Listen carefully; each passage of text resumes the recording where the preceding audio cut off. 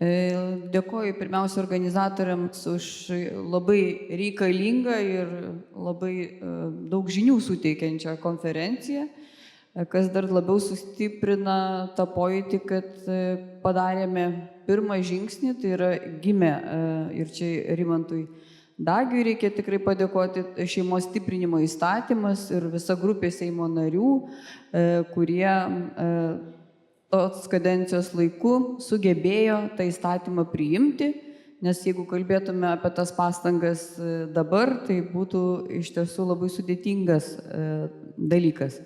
Kita vertus, toks apsileidimas jau čia aš į mūsų iš Seimo narių daržą, nes nėra net laikinosios šeimos grupės Seime ir man atrodo, kad šita konferencija bus mums tas įkvėpimas, žiūriu į Valdą, yra ir Kazys Starkevičius, bet ir tikrai atrasime Valstiečių žaliųjų krikščioniškų šeimų sąjungos frakcijos pagrindų, galbūt kolegos iš kitų frakcijų prisidės, kad bent jau laikina šeima, nors kaip absurdiškai tai beskambėtų, bet jos titulas būtų laikina šeimos grupė, kuri būtų iniciatorius ir skleidėjas tos šeimos vertybių ir politikos formavimo, kas jau yra sudėta šeimos stiprinimo įstatyme.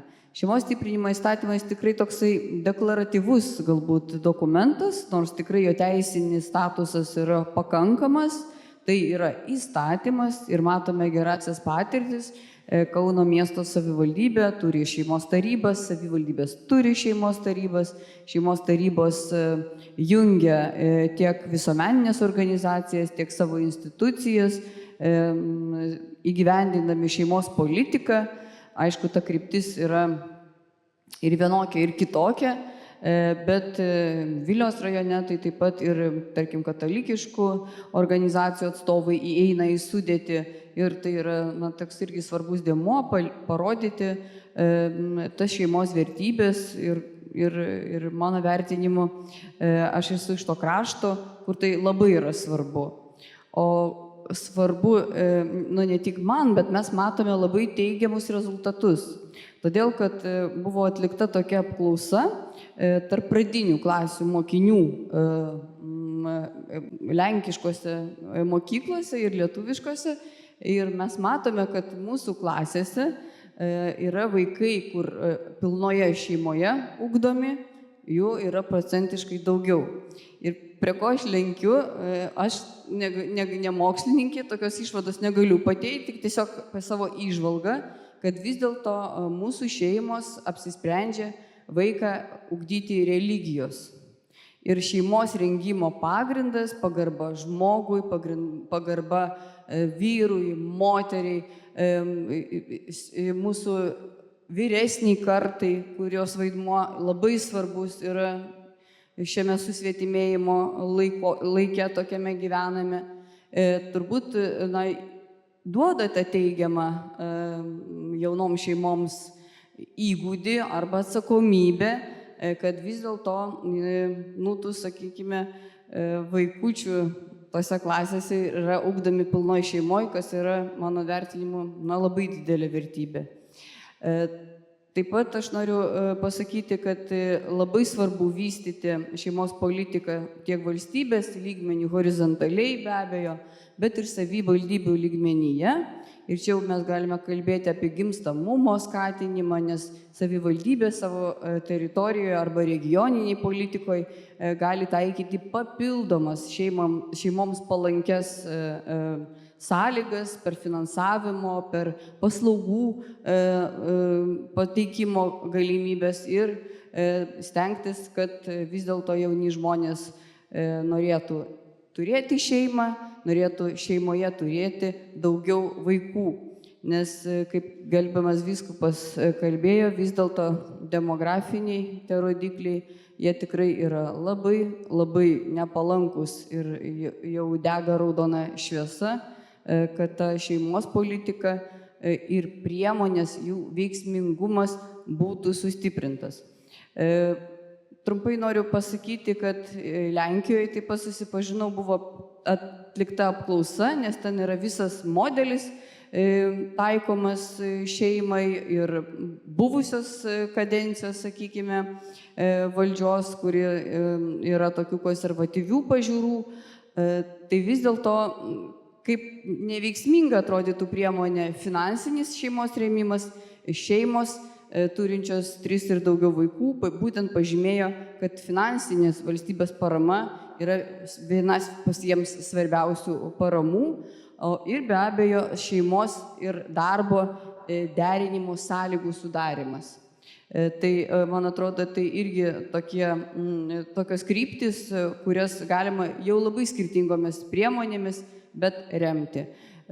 Kas pas mus yra, tikrai nemažai tų priemonių.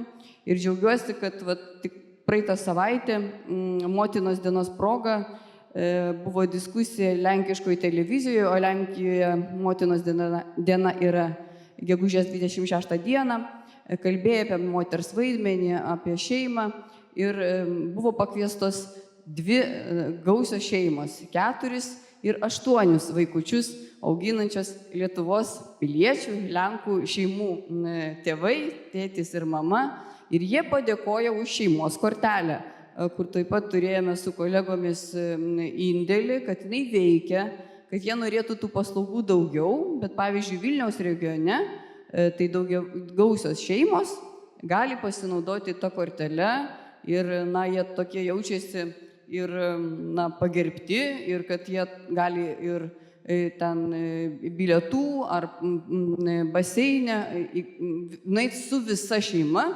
Ir kas jiems ekonomiškai tampa pasiekiama paslauga. Tai taip pat mes turime tų gražių pavyzdžių, jas reikia eksponuoti, bet pirmiausia, ką aš galvoju, reikia padaryti, ir tai taip pat nuskambėjo iš ne vieno prelegento, kad mes turime rodyti gražių šeimų pavyzdžius ir rodyti kaip, geriausia, kas gali nutikti valstybei, aš taip pasakyčiau. Nes to įvairoviai mes labai mėgstam pabandyti, išbandyti, tai ir kairiai, tai ir dešinę blaškytis, o, sakykime, jau visuomeninis transliuotojas tai tikrai turėtų daugiau rodyti. Ir tai natūralu, tai nėra jau pažiūrų ar pasaulėžiūrų kažkokios skirtybės, bet tiesiog su ta intencija, kad valstybė maksimaliai turi prisidėti, kad tų vaikų šeimose būtų daugiau. Aš šiandien labai labai dėkoju ir jau susirašiau, ką turėtume padaryti ir, man atrodo, mano papildys kolegos, tikrai rudeniui galėsime startuoti jubiliejiniais metais su gražiomis iniciatyvomis. Ačiū labai. Ačiū labai už galimybę pasisakyti. Deja, negalėjau dalyvauti šitoj konferencijoje nuo pat pradžių, nes mes turim skraidyti tarp kelių miestų ir kelių konferencijų. Bet tai, ką girdėjau ir tai, ką Rita sakė, ką Rimantas sakė čia mums besėdint, iš tikrųjų skatina keletą dalykų pastebėti. Manau, pirma didžiausia problema, kokia yra, kad mes filosofiškai nesuvokiam, kas atsitiko. Mes nesuprantam, kurioje vietoje įvyko trūkis mūsų mąstyme ir kodėl tos šeimos pradėjo mažėti, nes jos seniau vystėsi be jokio palaikymo. Ir istoriko gal toks požiūris mato, kurioje vietoje yra ta problema. Tai yra todėl, kad žmonės nesuvokia, kaip kas viskas padaryta. Pokyčių daug, egzistuojanti mada kopijuoti, paskatino mus keliasdešimt metų gaudyti kažkokius aplinkui pavyzdžius ir nepajutom, kaip mūsų pačios šeimos pasikeitė. Kasgi pasikeitė šeimoje? Šeimoje pasikeitė šeimos organizacija. Kas yra organizacija? Tai yra, o kaip padaryta šeima? Tai jeigu mes prisimintume mano vaikystės laikus ar mano dar ankstesnius laikus, tai pamatytume, kad egzistavo toks daiktas kaip didžioji šeima. Didžioji šeima tai yra ne tik tai tėtis, mama, seneliai, bet ir tetulės, dėdulės, kaimynai ir visai tai. Ir tas visas laukas be jokios paramos leisdavo tos vaikus puikiausiai auginti. Na, čia kiekvienas į savo pavyzdžius galim pasižiūrėti ir rasim tą didžiąją šeimą. Tai va ta didžioji šeima sunyko. Ir mes nesupratom, kas sunyko, nustojom kviesti didžiąją šeimą į vestuvės, į krikštynas, taupydami centą, norėdami geresnės kelionės ir mes tada nesudarom sąlygų jai susiformuoti, didžiajai šeimai. Ir dabar turime tos didžiosios šeimos sunykimo padarinius. Šitie padariniai yra bandomi pakeisti valstybės parama įvairiom visuomeniniam organizacijom ir kitais dalykais. Na ir kažkiek tai kompensuoja, bet iš esmės situacijos nekeičia. Nes vienas žmogus papildomai esantis namuose, kokia nors tetulė, kuri gal neturi savo šeimos, jinai spręstų 85% visų problemų. Jinai tiesiog padarytų valgyti, išleistų tos tėvus truputėlį pasiganyti, tiem vaikam pasektų pasakus, sužiūrėtų, kiek ten valandų jie sėdi prie to ekrano ir taip toliau. Vat mums tokių tetulių trūksta. Mes jų neturime, o jos gal kažkur vienišo sėdi, reiškia, bet jom nėra dalyko. Mums reikia grąžinti šeimos organizaciją. Ir ne tik tą mažąją šeimą, bet ir didžiąją šeimą, kad grįžti namo ir ten jau tavęs laukia, jau kažkas ir valgyti padarė, ir nereikia ten labai kažkur dalyti. Tai čia reikia filosofiškai suprasti pokytį ir suprasti, kur yra problema. Žinoma, dabar jau yra kaip yra, čia pakeisti mes, ką žinai, atgal nepasuksim. Istorikai nėra nustatę nei vieno atveju, kad kažkas pasuktų ratuką atgal, dažniausiai į priekį. Bet tada gal ir sukant į priekį reikia išdiskutuoti, ką geriausiai daryti, kaip mums susigrąžinti didžiąją šeimą, kaip ją sukurti, kaip ją pastatyti, kaip ją parodyti. Na ir didelę reikšmę reikėtų skirti madai. Nes mažoji šeima be vaikų, kaip sakau, amžinai jauni ir du šuniukai, visi šitie dalykai ateina iš reklamos. Jūs pasižiūrėkite reklamas, mes jų nežiūrim, prasukam, bet vis tiek jos įlenda į mūsų galvas, taip jos padarytos. Ir mes visur nepamatysim didžiosios šeimos, nei vienu atveju, geriausiu atveju 3 vaikai ir 2 suaugę, bet labai retai tetulė, dėdulė ir dar ten kažkokie tai kaimynai, kurie pas tave dažnai ateina. Tai vat mes turim suprasti, kad vienintelis būdas paveikti madą yra mada. Ir viešųjų ryšių specialistai gali pasiūlyti, kokiu būdu galima tą pasiekti. Na, paprastas, čia dabar jau iš Antro pasaulinio karo išvakarių pavyzdys, kai Vokietija labai norėjo padidinti gimstamumą, buvo nustatytos taisyklės, kad turi matytis ekrane, tam tikro tipo šeima buvo nustatyta. Tėtis karininkas, mama namų šeimininkė, kaip jie tada matė ir daug vaikų. Ir taip davė didžiulį efektą. Bet reikia pasižiūrėti, yragi tyrimai padaryti, kaip tokia politika davė rezultatą ir paieškoti praeitį, nesenoji praeitį, va tokių pavyzdžių, kurie paskatina žmonės vienaip ar kitaip elgtis, nes žmonės pasiduoda reklamai ir madai. Ir didelė šeima gali tapti mada. Jeigu didelė šeima taps mada, reikalai pajudės į priekį. Atsiras pašaukimų, atsiras norinčių kariauti ten už tėvynę, nes 7 vaikai šeimoje, tai vienas gali ir Dievui būti paduotas. O kada vieną turi, tada jau galvoja, kur tie tavo anūkai. Va matot, kaip viskas susiję. Tai aš sakyčiau, toks filosofinis suvokimas pokyčio, kuris pas mus įvyko, jisai leistų mums rasti kelią, kuriuo mums reikia eiti ir tada tame kelyje kiekvienam atsirastų vietos. O dėl Ritos pasiūlytos tos grupės, tai tikrai rašausi, gali dabar lapą duoti, nes kito kelio nėra. Pats turiu 4 vaikus, tai žinau, kas tai yra ir žinau, kaip ta tetulė kartais labai gerai. Ir tai yra priežastis, dėl ko likau Kaune, o nevažiavom į Vilnių. Tai va čia yra tie dalykai. Tai aš siūlau visiems optimistiškai žiūrėti ateitį, tam visam chaose pasirinkti aiškiai kryptį ir su viešpaties pagalba manau, kad mums pavyks. Ačiū labai.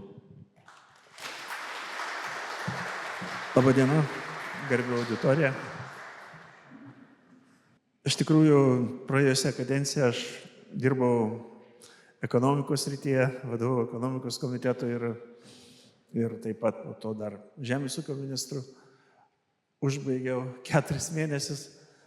Tai ten ekonomikoje reikalingas visur tikslumas, aiškumas ir rezultatai tada rodo. Auga šalies ekonomika ar neauga? Jeigu auga, tai tu gali pasigirti, pasidžiaugti ir tas iš tikrųjų mes turėjom tą augimą ir galėjom tą bendrąją prasme džiaugtis. Tačiau tie vaisiai vėlgi mes visur minėjom, kur didžiausia problema tai švietimas. Švietimas, dar kartą švietimas. Ir čia labai gerai profesorių pranešimuose buvo išryškinta klaidos, kur buvo vienas žadama, kitas daroma. Čia pačiam auklėjime ir švietimo 23 metai buvo rodoma, ministrų paveikslai rodomi. Ir kaip daro kitose srityse, aš pasakysiu, yra įvairios organizacijos, NVO ir yra NO, kaip aš vadinau, nevyriausybinės ir net paryšinti objektai, čia irgi buvo paminėti, kurios dirba iš tikrųjų, kurios dirba dėl įsisavinimo lėšų. Tai daugelis iš pramonės, iš ekonomijos sričių, tikrai jų daug tų organizacijų, bet jos tikrai siekia tų konkrečių tikslų ir man gal ir lengva buvo su jais diskutuoti. Ir jeigu to nebūčiau padaręs, kaip dirbdamas galų gale ministro pozicijose, tai traktoriai dar kartą važiuotų. Ir mes kartais gal, taip, ta jėga yra teisinga, jų reikalavimai yra, arba ir kitos organizacijos, kurios įvairiom formom tai išsako, tačiau kartais ar mes pasitelkiam šeimos politikoje visas tas jėgas, ar mes per daug kartais ir marginalų nepasitikiam, kad tas šeimos idėjas mes pakeltume į aukštesnį lygį. Pagalvokim kiekvienas, kieno veidai buvo ir kurie šeimą atstovavo, buvo tikrai puikių, bet buvo ir tų, su kuriais aš nenorėčiau į žvalgybą. Tai visi pagalvokim. Ir dar vieną, ką reiktų ateityje daryti ir šiandien, ko aš matau trūksta vėlgi iš tos pačios švietimo ministerijos. Turbūt kvietėt arba parlamentarų, kurie švietimą kuruoja. Ir tada galima pasakyti, iš tikrųjų, štai matot, ką darot. Ir darykim kartu. Aš sakau, kitose ekonomikos srityje, tai pačiam žemės ūkio, man jau tada ten pasirodyti tose auditorijose būtų neįmanoma. Tai reikia tokias sąlygas sudaryti ir ateičiai. Ir jie čia turėjo dalyvauti ir kad neatsitiktų, nes dabar vėl mes šiek tiek nutolinom, tie, kurie konkrečiai su šeimom švietimu dirbo, tas problemas dėl vadovėlių, jie buvo išimti. A kas dabar atsitinka? Jie vėl sugrįžta. Aš girdėjau, gal ne, gal jūs daugiau. Ir labai svarbu, kad mano anūkai ir vaikai jau baigė jau tų vadovėlių, skaitė kitokius vadovėlius, nors neseniai gal jau ten buvo visko, bet vėlgi sugrįžti į šeimą ir labai svarbu, kaip šeimoje kokia yra ta atmosfera. Čia labai teisingai paminėjai, Valdas, apie tą susibūrimą. Tėtės, dėdės, dėdienės, pusbroliai. Ir man čia toks paprastas pavyzdys, ne visą laiką, bet kartą žiūrėkit, kaip dabar vyksta, kaip su materialėjom. Sako, vestuvės ar krikštynos. Nu, geriau tegul jie važiuoja ten į Maljorką, nežinau ar kur. Negu čia mes tas padarysim kažkokį tai. Bet ir mano vestuvės buvo didelės, ir seserų vestuvės didelės, ir dukras, kurias taip pat buvo nemažos. Bet tai susirenka tie dėdės, tetos, pusbroliai. O tada ateina. Ir tada pajauti, kad yra šeima. Bažnyčia, viskas, visi einam, santuoka, krikštynos.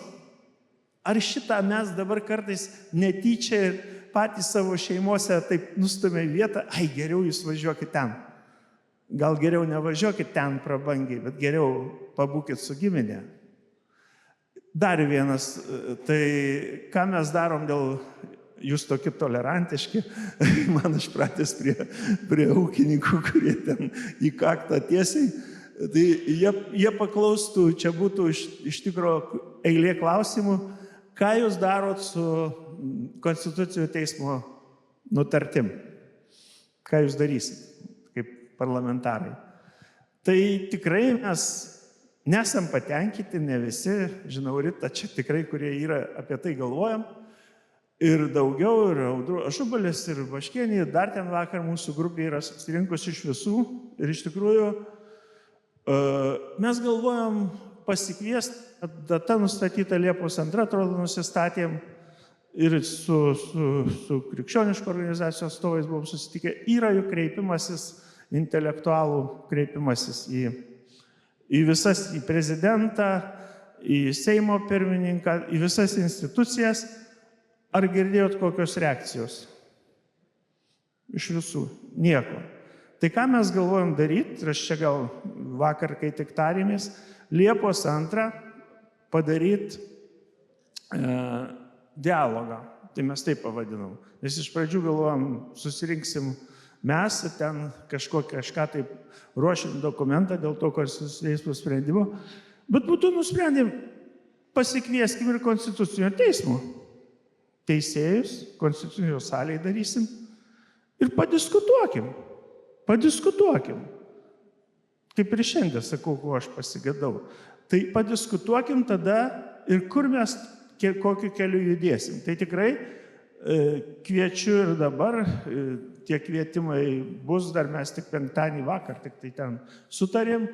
Ir tada judėkim į priekį ir diskutuokim. Nes iš tikrųjų Konstitucinis teismas jau žygiuoja, kad praktiškai nereikia nei vyriausybės, nereikia nei parlamento beveik, nes jie gali nutart ir viskas, jau jų galutinis sprendimas. Kažkas šioje žemėje Lietuvos ne taip, pasakyčiau. Tai už tai jau čia reikalinga irgi diskusija ir mes ją, parlamentarai, vakar, sakau, mes vakar buvom susirinkę, šitą darysim. Tai štai mano tokios įžvalgos. Ačiū, kad pakvietėt, ačiū, kad organizuojat ir kartu darykime daugiau. Ačiū. Šiaip yra paprasčiau pranešimą skaityti, nes paėmė ir pranešė, ką nors pro šalį. Aš tai manyčiau, kad visų pirma, iš tikrųjų turi grįžti tas šeimos stiprinimo imperatyvas į valstybinę politiką, bet yra klausimas, kaip tai padaryti. Mes galim labai daug kalbėti, yra daug idėjų ir tokia palpacija situacijos, ne analizės dar nepasakyčiau, kad čia mes turime analizę, bet reikėtų tada susitelkti visom organizacijom ir turėti tą skėtinę organizaciją, nes skaitosi tik tai ir jėga būna tas stiprumas, kai yra daug ir vieninga kryptimi dirba. Tai paskui reikia galvoti, ką į ką, kodėl ir kaip keisti, nes mes labai dažnai kalbėjom ir dabar kalba, kaip keisti. Palaukit, ką į ką, dar kartą sakau ir kodėl. Nes tai turi būti labai pamatuoti žingsniai ir aišku, algoritmai labai aiškus. Nes labai išbarstom savo energiją ir neturim jokios energijos. Po truputėlį veikiam. Tai aš kaip Seimo dabar pirmininko patarėja švietimo klausimams tikrai galėčiau šiek tiek pagelbėti, kol busim koalicijoje.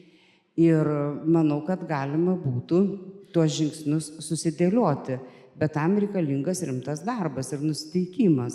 Tai ar tai bus daroma ar nedaroma, tai jau reikia žmonėms apsispręsti ir įvairioms organizacijoms, nes dirbti kartu nėra lengva.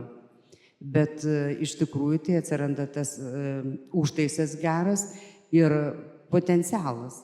Tai aš tikrai linkėčiau tokiu keliu eiti, nes kitaip poveikio mes neturėsim. Nuskesim smulkmenuose. Ačiū. Kauno savivaldybei čia būtų klausimas. Nepilnametė su priklausomybė problema, nežinau kokia narkomanė, ten alkoholikė, kas gydėsi Minesotoje, gydymą pabaigė, bet toliau į kažkokias reabilitacijas kaip nepilnametė į visokias tenai grupės net negali papulti. Kur čia kreiptis ir kas tai turėtų spręsti? Tai galiu atsakyti, jau kaip minėjau, turim vieną organizaciją, su kuria bendradarbiaujam, bet jinai yra Šilutėj. Tai galit kreiptis per seniūniją, prašyti intensyvios krizių veikimo pagalbos, būtent konkrečio įstaigų. Aš galiu savo kokius kontaktus palikti, kad papasakot tiksliau, nes čia reiktų, bet iš esmės pagalbos galima gauti, jeigu tai įstaiga turi vietų.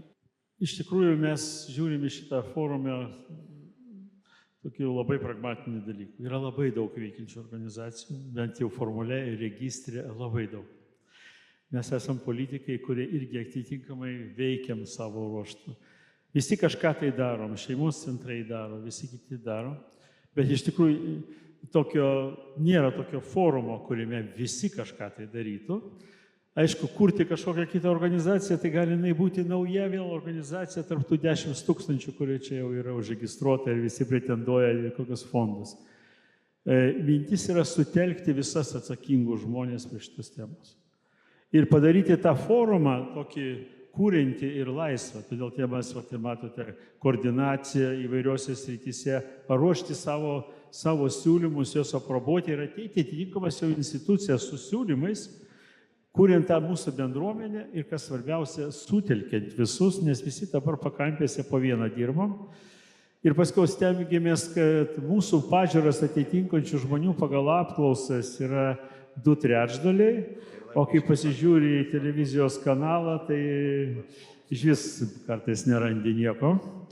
Tai taip negali būti. Jeigu mes suinteresuoti demokratija, tai jinai turi dirbti mums. Jeigu pasižiūrim Konstitucinio teismo sprendimus, tai nežinau, kokia čia jie konstitucija ir ką jie atstovauja. Čia aš jau neturiu net ir ką kalbėti. Nerasite Konstitucijoje straipsnio, kurį pasakytų, kad mūsų teisėjams negalima jokiais būdais niekada mažinti atlyginimų. Bet šita fortinga institucija tą išmastė. Tai aš čia negaliu pasitikėti po to nikai.